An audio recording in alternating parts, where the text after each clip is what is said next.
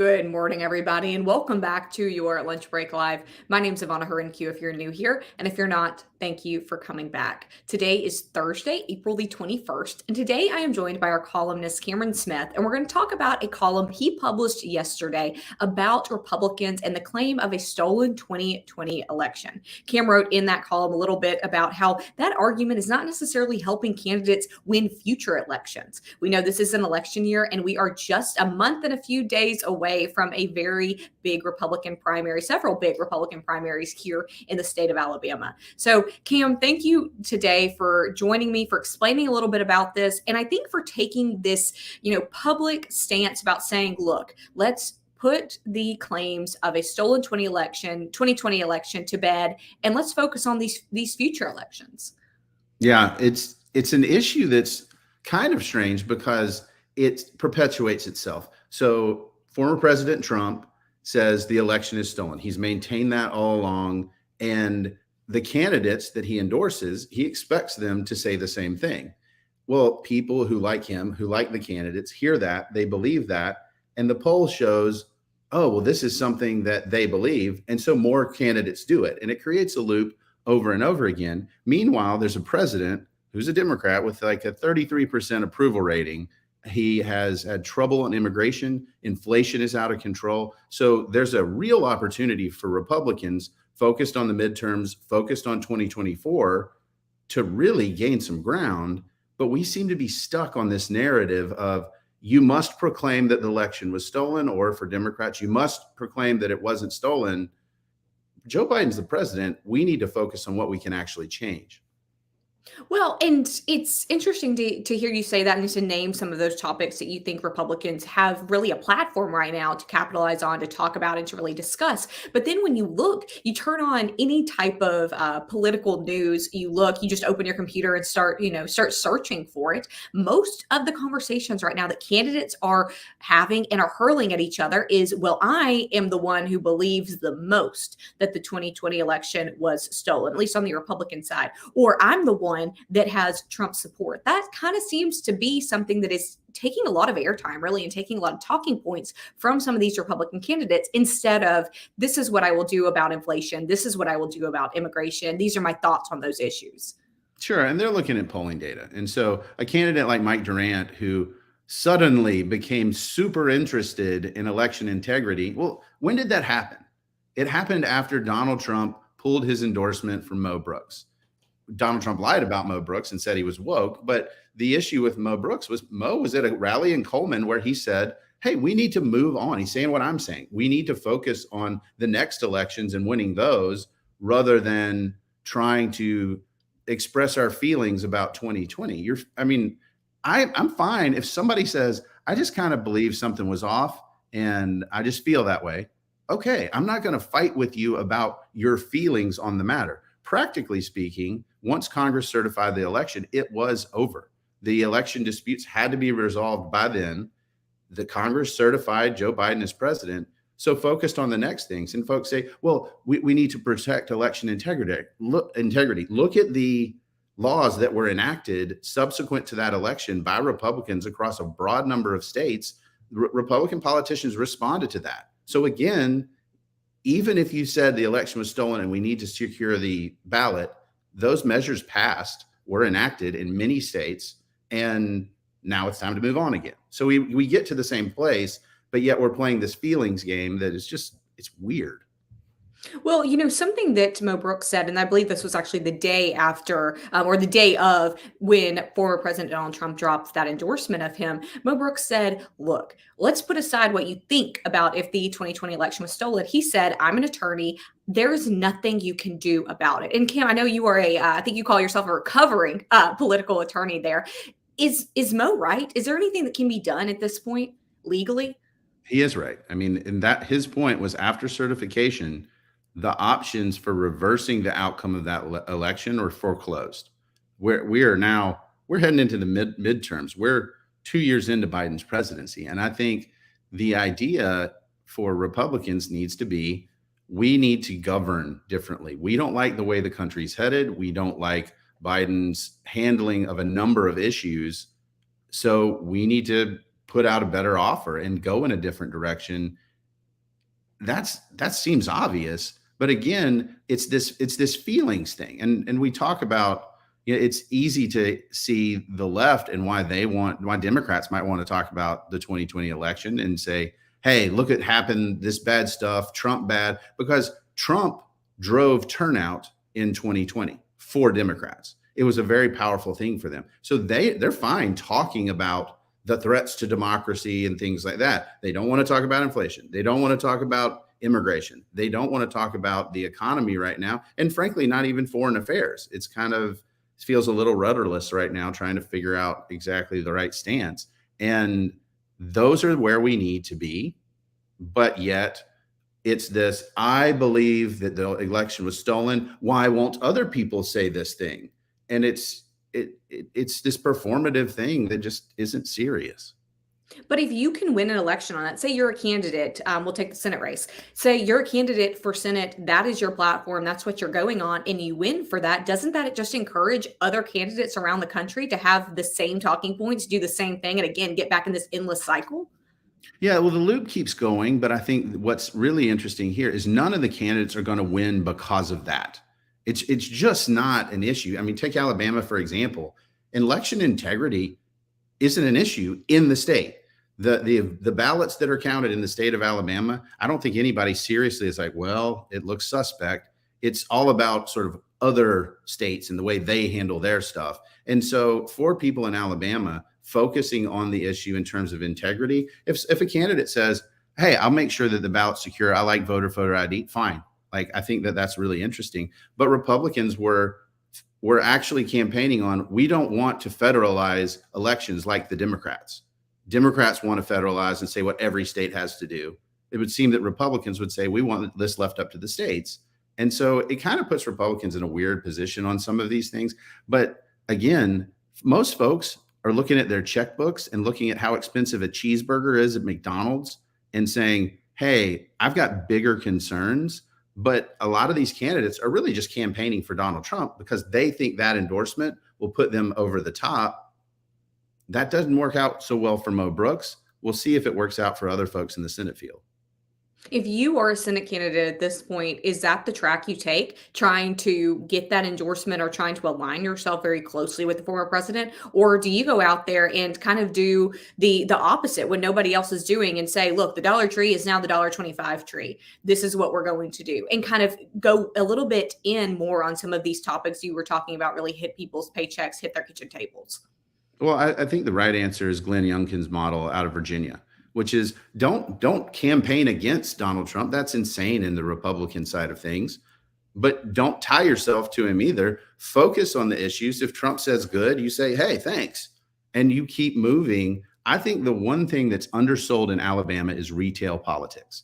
It still really matters. You need to get out, pound pavement, and just meet people, because it's the county fairs and things like that where people say, I know that person, I'll vote for them.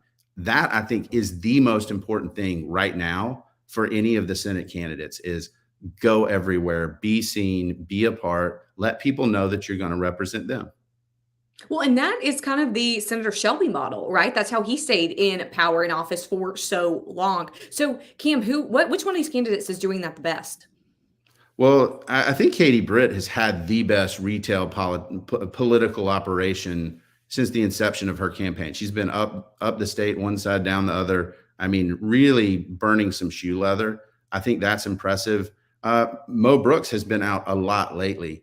Durant has done events, but in terms of that campaign, he benefited from Brooks and Britt kind of going after each other early, because the conventional wisdom was Mo Brooks was the front runner. Britt was kind of nipping at his heels. Well, that left Durant a free lane to just put out positive stuff about himself and say, hey, I'm good, I'm awesome. It vaulted him to the top of the polling. What isn't clear right now is if hits on Durant are taking him down so that, he and Britt are competitive. I think getting the Trump endorsement and then losing the Trump endorsement just irreparably damaged the Brooks campaign. And he can go retail politics. He can go a conservative message. He does have a conservative track record, but I think a lot of that vote was really excited about that endorsement. He centered his campaign around it. And when it was pulled away, that was extremely harmful to his campaign. Well, and right now, a lot of the focus from at least Britt and the Brooks campaign seem to be on Mike Durant and his kind of avoiding of answering questions, his avoiding of media in general, his avoiding of doing some of these retail politics that you're calling it and you're explaining here. So, what do you think about that? What do you think about that strategy?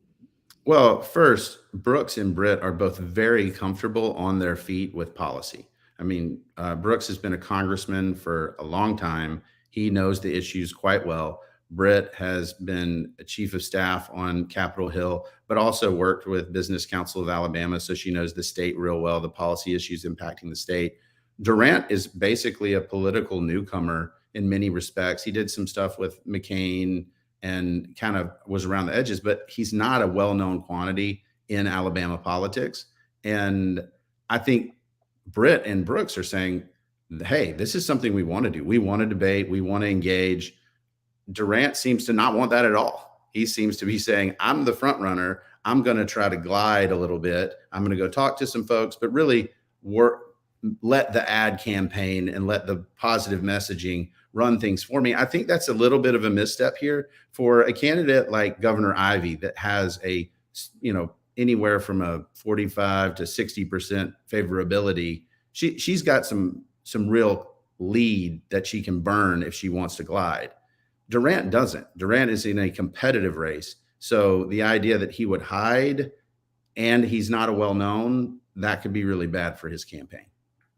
Is that not similar to kind of the method that Senator Tuberville used, though? He didn't want to debate, didn't answer a lot of hard-hitting policy questions on the road, and kind of stuck with the messaging of, you know who I am, trust me, you know my name. And that worked for him, carried him to the Senate. Is that not, though, kind of the same playbook that Mike Durant seems to be playing out of?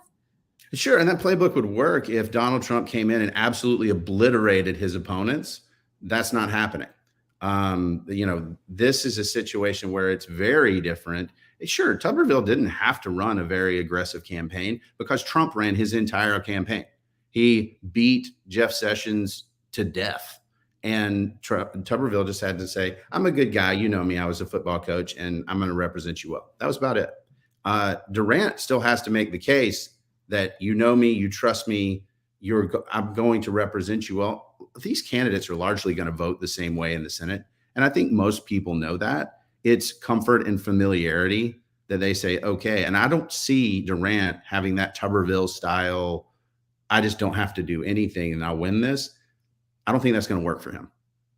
Something that I feel like I hear from a lot of Alabamians, and you've probably heard this too, is that, no matter which way somebody votes, that's something that, again, a lot of people in that same party are going to vote the same way. But when it comes to the actual candidate and the person, this is what I hear. People say, I just don't want somebody to embarrass Alabama. I want somebody to be a good face for Alabama. Because unfortunately, in the past, we have had people that are not bringing a great reputation to the state. So what do you say to that argument when people kind of offer that and go with the character argument? I think it's an important one. My dad's political standard, he's not a real political guy, has always been, I want somebody who's a conservative and not a complete idiot. And I think that's what a lot of people want. And they see that in these candidates. They say, well, they're conservative. They're all kind of messaging the same way. I put out a column that I asked them, what are the 3 bills that you're going to introduce? And they were very similar. It was, election integrity, immigration reform, spending reform. Like the conservative message resonates with them. And I do believe that they'll act in good faith on that. But I think that's why character is important. Looking for somebody that has the temperament of a senator that, you would be comfortable standing next to them and saying, hey, this person represents my views. That's what I tell people over and over. Find that candidate because they're going to vote together 85, 90% of the time. Doesn't matter which one is elected on the Republican side to the Senate. You need to be able to say, I'm comfortable putting my name next to theirs and saying they are going to represent me well. And if you're not, and you're holding your nose and like, well, I'll vote for them, but that's uncomfortable. Just don't do it. Find somebody who connects with where you are in life. Are the Senate candidates specifically, I know we talked a little bit about that governor's race, and as you mentioned, Governor Ivey has a pretty big lead there in room to burn. But on the Senate candidate race, it's a little bit closer in this primary, I should say, other than the race. But for this primary, are any of those candidates kind of meeting that for you, kind of meeting that character test? Yeah, I mean, I've known Katie Britt for a long time, and I do see her as a woman of character. I don't know Mike Durant that well, and again, he seems from his public service to kind of fit that bill. I Mo Brooks is a solid conservative and has a conservative track record that's there.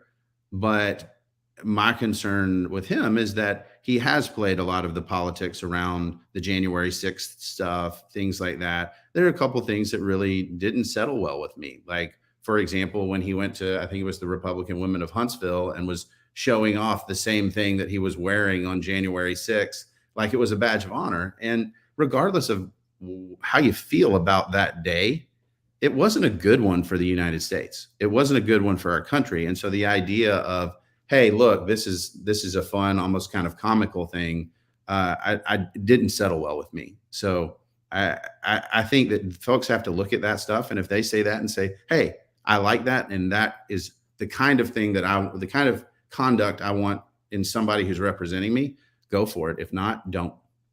Do you think that some of these claims, I know these repeated claims of a stolen 2020 election, do you think they'll die off a little bit after this election year and this election cycle? Or do you think we'll still be having this conversation for years and election cycles to come?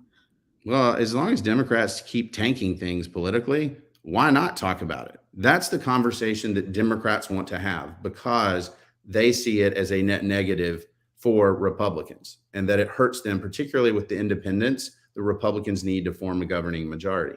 Um, I think it will fade. 2016, you had folks like John Lewis saying this election isn't legitimate.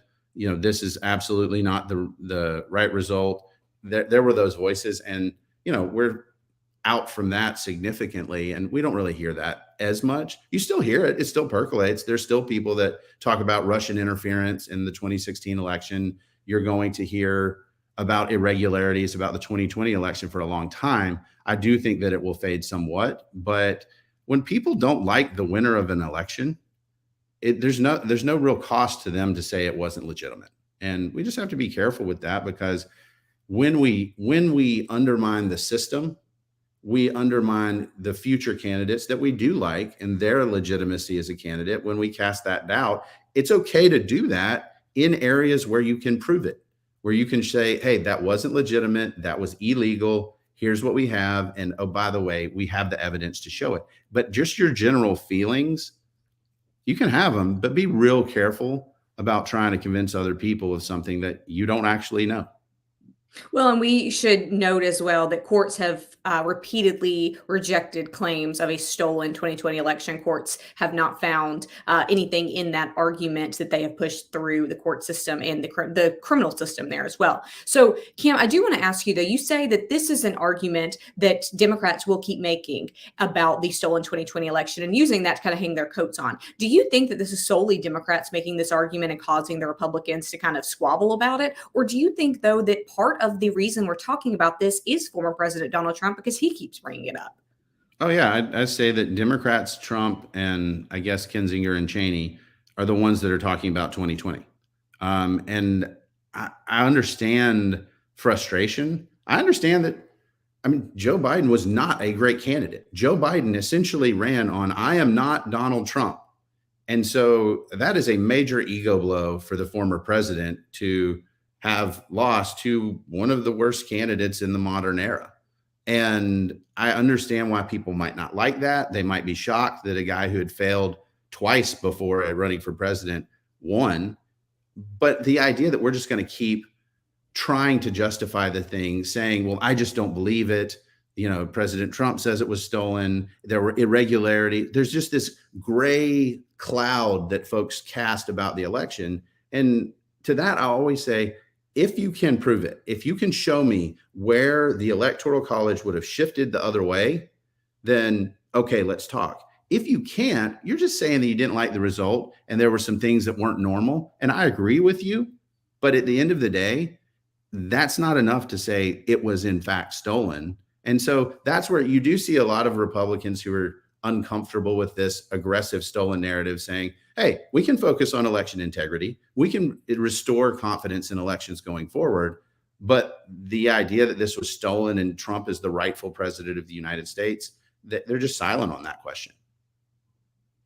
There is so much here to talk about, Cam. I know we could talk all day, but I'll spare you from that. Again, just a few days over a month until that primary. I'm sure you will be back before then, but it is, I'm sure, promising to be an interesting month in the world of Alabama politics. Absolutely. Cam, thank you so much. Again, we're going to leave that column that you wrote about this topic into this comment section here so people can read that. And again, there is more information there about you and if people want to contact you as well. So, Cam, thank you so much for your thoughts here and explaining this a little bit. Everybody watching, thank you. We'll see you tomorrow.